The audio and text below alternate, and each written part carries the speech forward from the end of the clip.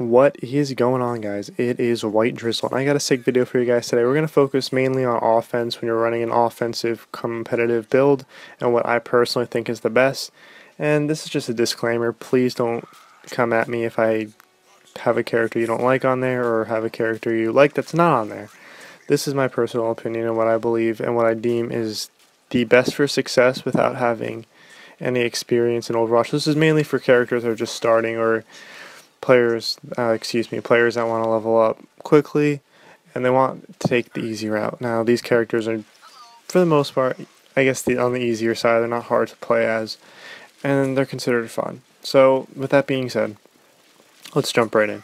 So, for first, we're going to start off with tanks. We're going to be running a 2-2-2, 2 tanks, 2 support, and 2 damage, which you can never go wrong with. I feel like that's always the safety route you want to go. You always can have a flex, but still, I prefer having a 2-2-2 just because it's a lot easier and you don't need as much communication if you have a 2-2-2. You can do whatever you want.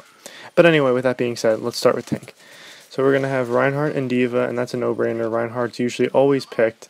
I don't see many comps without him. Or more, I guess you could say I don't see many successful teams that have Reinhardt.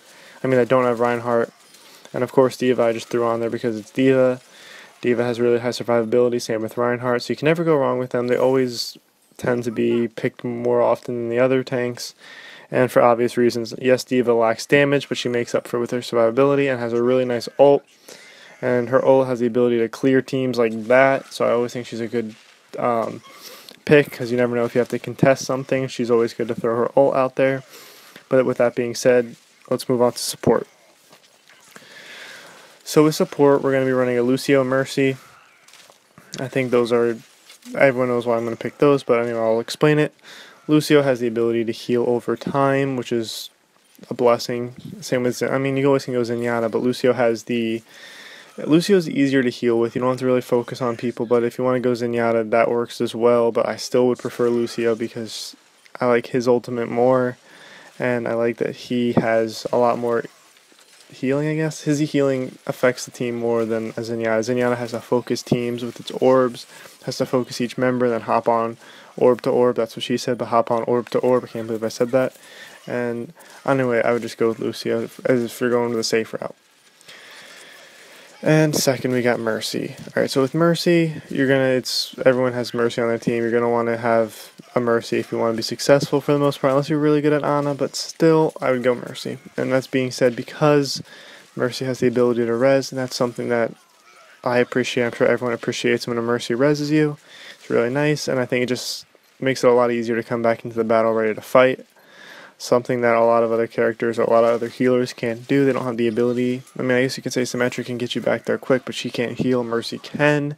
So with that being said, Mercy is a clear-cut choice as a main healer, and she has also the ability to solo heal. Although I'm running a 2-2-2, it wouldn't be the worst thing to have Mercy solo heal instead of have a Lucio maybe at a damage or a flex. But still, Mercy, definitely Lucio.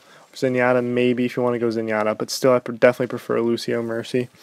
And then we're going to go on with damage. Now damage is a little bit harder to do because there's so many damage characters. I think there's like 11 or 12 between attack and defense, but I cut it down to 4 for you guys. So you can go to Junkrat because of his trap.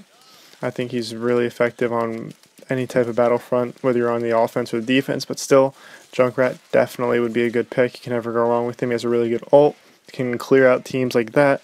And then the other would be Pharah. One of those two you might want to pick. Pharah has the ability just as much as Junkrat to clear a team, but Pharah is also a lot harder to hit unless you have a soldier on the team. So that's always good to think of. If there's not a soldier on the team, Pharah is a safe bet to easily push the other team away.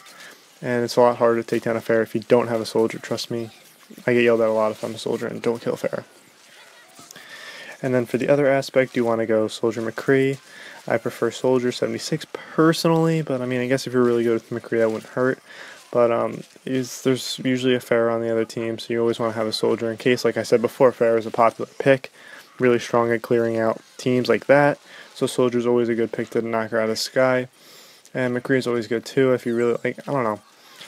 My personal opinion is Soldier is better than McCree, but there's always going to be a discussion. Maybe I'll make that another video. I'll do a Soldier versus McCree, and we'll look at stats and stuff like that, because it's always an ongoing debate whether who's better. But personally, I think Soldier because of his he can heal himself.